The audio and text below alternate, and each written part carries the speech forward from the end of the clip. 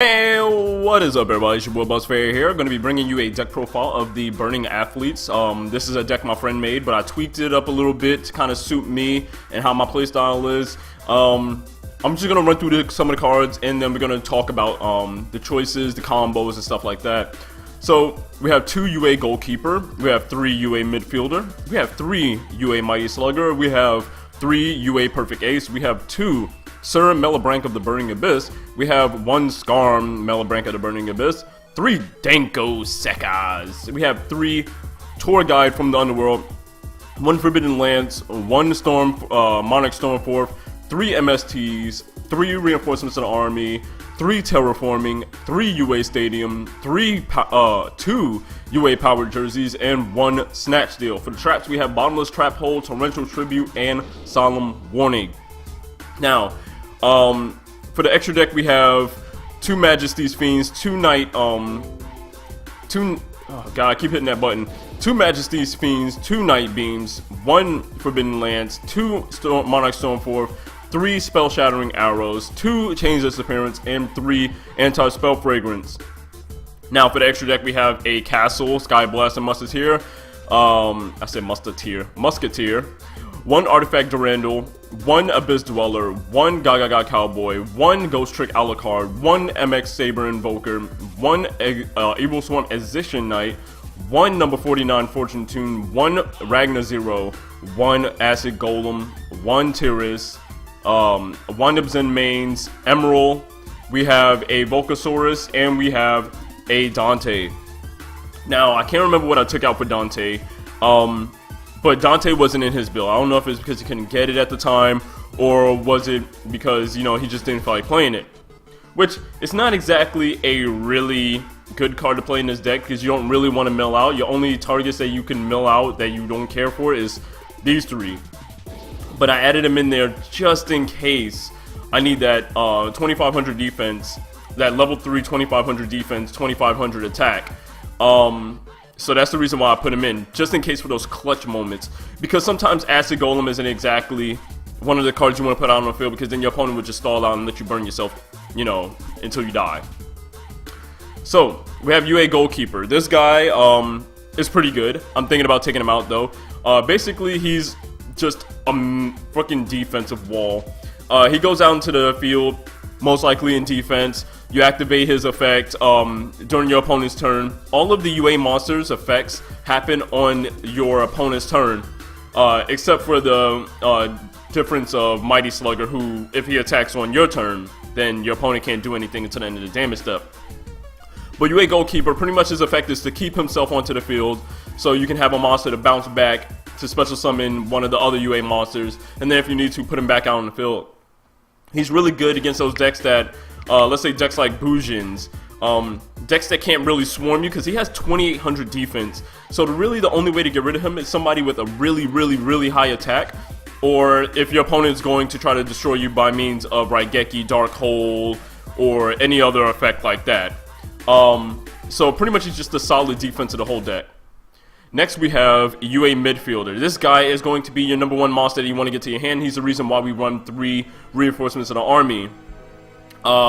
Basically, you can special summon this card from your hand by returning all UA monster from you control to your hand except himself. So all of the UA monsters have that effect. You can bounce another UA monster back to the hand to special summon that monster, except themselves. So his effect is, though, I don't really use his effect. You can target one other UA monster you control, return that face-up monster to hand, and special summon 1 UA monster from your hand with a different name from the monster. So basically, he has the effect of, he has the his first effect, but it's twice. He can then summon himself out, then bounce another one back to the hand to pull out another one. So basically, he tags in somebody with your other teammate. So this guy is pretty much the number 1 guy you're going to be using. He's level 4, you can normal summon him, you can special summon the other ones, bouncing him back to the hand. So he's really good, definitely. Him with the field card is going to be your number 1 plays. Mighty Slugger, this is going to be your number 2 guy. Besides Midfielder, this is your number 2 guy. Hell, you could call him your number 1 guy, because technically Midfielder is just to get the other monsters out there. So you can special summon this card from your hand by returning one UA monster you control to the hand, and you can special summon one Mighty Slugger once per turn this way. If this card attacks, your opponent cannot activate cards or effects until the end of the damage step. What this means, guys, is that this guy is 2300. He says no to Fire Hand, Ice Hands, Shadow flip effects, all of that bullshit. Abyss Lens, all them motherfuckers that float and stuff like that from being destroyed by battle or card effects. Definitely, if your opponent's trying to troll you with some gusto shit, with all them gustos, you know, constantly flipping back and forth, back and forth, just attack them. Boom, they're done. That's why I love this guy. And plus, your opponent's back rows are all kaput. They can't Honest. They can't Mirror Force. They can't Deprison. They can't Lance. They can't do any of that shit. 2300, you're taking it. If you ain't got something to stop him before the battle step or before he attacks, your monster's going to get destroyed. And him with the field card is just amazing because he comes with 2800 beat stick with that effect, and he's easy to summon, definitely. Then we have UA Perfect Ace. This guy is your #1 guy that you want to have on the field at the end of your turn for the next turn when your opponent comes up. This guy has 2500 defense, very solid. Also, his effect is once per turn during your opponent's turn. When a card or effect is activated, you can discard one card and negate that effect. And if you do, destroy it. It's a quick effect. So, any effect your opponent tries to activate, if they try to MST a field card, if they try to Dark Hole you, if they try to Raigeki you, if they try to do anything that you don't like or you feel uncomfortable with, and you need to call an adult, you activate his effect. You negate that bitch, discard your card, and destroy him. Now, one of the cards you're going to want to discard the most is most likely the Burning Abyss cards, because you get pluses for those. Discarding discarding Skarm to the graveyard allows you to get a tour guide for the next turn. And we're going to explain why tour guide and all these Burning Abyss are pretty good in this deck.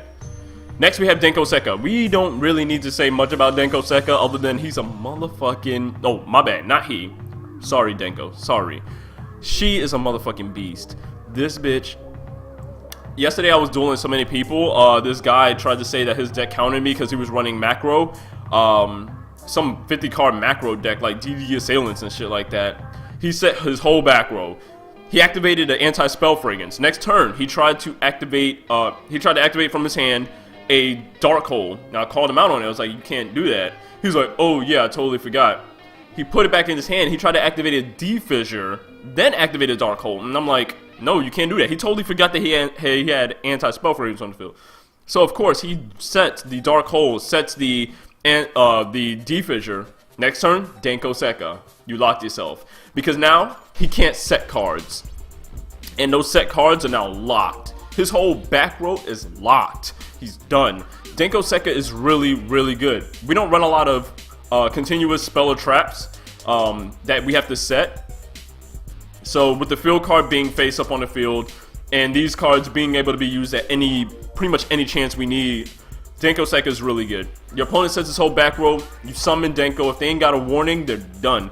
Bottomless Trap Hole does not work. Denko Sekka is a beast and is one of the most powerful cards, anti-meta type cards of this format, and it can be used pretty much in every deck because not a lot of people want to use back row now. Tour Guide from the Underworld. You most likely want to draw into this chick first turn. You summon Tour Guide, you special summon Skarm, you overlay for Invoker. Hopefully you have a field card and also a big beat stick. I mean, like a Slugger or Perfect Ace. From that Invoker, you're going to detach Skarm. You're going to summon midfielder onto the field. Then you're going to bounce midfielder back, hopefully for a Perfect Ace or a Slugger. Then getting your field cards effect, which we're going to explain later, and allowing you to have a Invoker with 2100 attack with a Perfect Ace hopefully on the field that can negate any card on the field. So that's a really solid technique right there. So next we're going to talk about some spells. Forbidden Lance, we already know why. Monarch Stone Fourth. We have one Monarch Stone Fourth, even though I'm thinking about taking out this Lance and putting in a second one for our big monsters. Because sometimes we get those monsters and we don't have anything we don't have a midfielder, so we can't tribute. We can't bounce them back to the hand to special summon them. So we have a Storm Force to get rid of monsters on their side of the field, then produce some field presence on our side. Next we have 3 MSTs because we're running into shit like you know, people who run skill drain, people who have cliff forts. We need to get rid of those scouts and stuff like that. We have to have MSCs. We have 3 reinforcements in the army because we need to get midfield. We have to get midfielder to the hand. You have to get him to the hand. We have terraforming because we need to get the field card. We have to get that field card.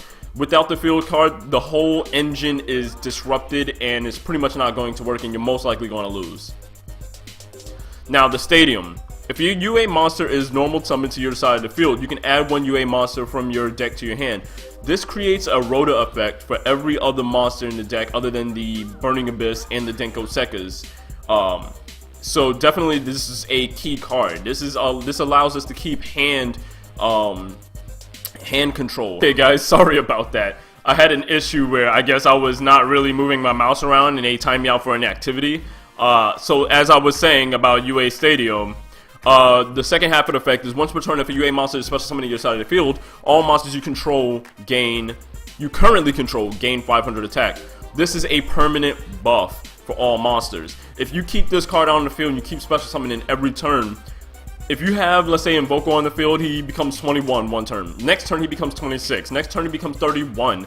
Same thing goes for every other monster. If you have a XYZ monster, if you have a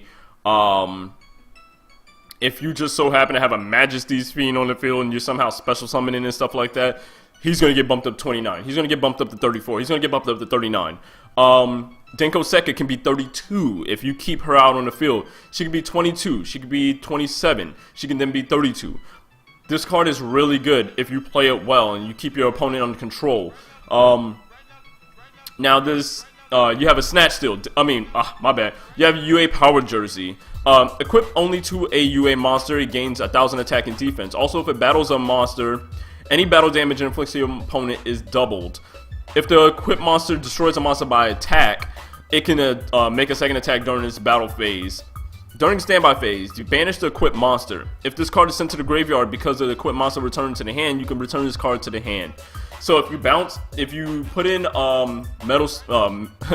if you put in Mighty Slugger, equip this onto him, he becomes a 33, or if you use the field effect, he becomes a 38 double attacking monster that can't be stopped by anything.